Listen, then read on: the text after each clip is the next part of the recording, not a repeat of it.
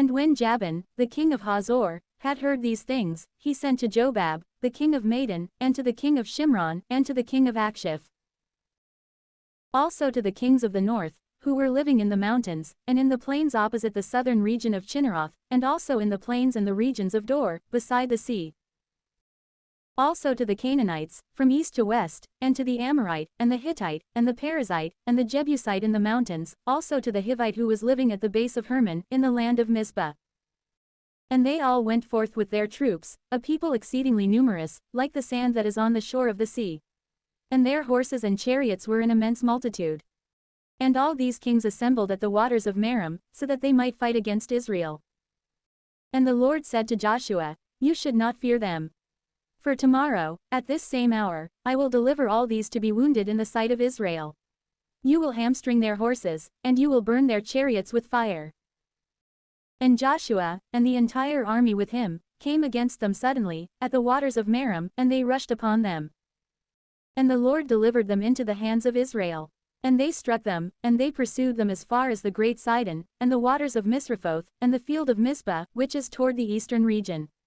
He struck them all, so that nothing was left of them to remain. And he did just as the Lord had instructed him. He hamstrung their horses, and he burned their chariots with fire. And turning back, he immediately seized Hazor. And he struck down its king with the sword. For Hazor, from antiquity, held the first position among all these kingdoms. And he struck down all the souls that were staying there. He did not leave in it any remains, but he destroyed everything unto utter annihilation, and he destroyed the city itself with fire. And he seized, struck, and destroyed all the surrounding cities and their kings, just as Moses, the servant of God, had instructed him. And except for the cities that were on hills and in elevated places, the rest Israel burned. One only, highly fortified Hazor, was consumed with fire. And the sons of Israel divided among themselves all the plunder of these cities, and the cattle, putting to death all persons. Just as the Lord had instructed his servant Moses, so did Moses instruct Joshua, and he fulfilled everything. He did not omit even one word out of all the commandments, which the Lord had commanded Moses.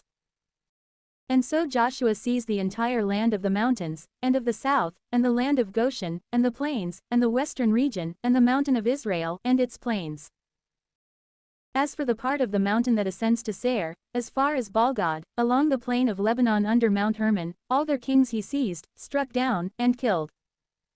For a long time, Joshua fought against these kings. There was not a city that delivered itself to the sons of Israel, except the Hivites who were living at Gibeon. For he seized it all in warfare.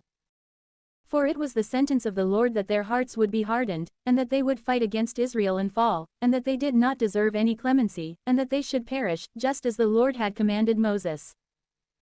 In that time, Joshua went and put to death the Anakim from the mountains, from Hebron and Debir and Anab, and from all the mountains of Judah and Israel. And he destroyed their cities. He did not leave any from the stock of the Anakim in the land of the sons of Israel, except the cities of Gaza, and Gath, and Ashdod, which alone were left behind. Thus, Joshua seized all the land, just as the Lord spoke to Moses, and he delivered it as a possession to the sons of Israel, according to their divisions and tribes. And the land rested from battles.